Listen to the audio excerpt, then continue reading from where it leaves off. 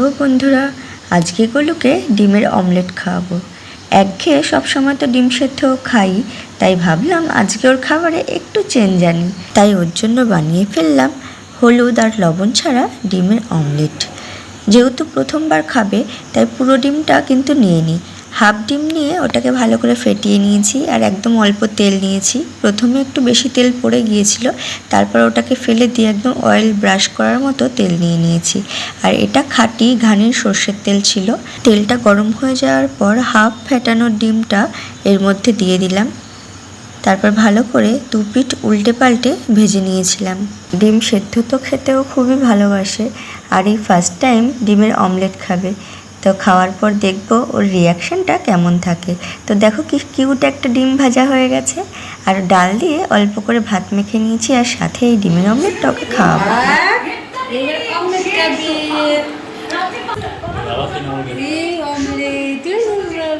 ভালো শোনো, অমলেট খাবে?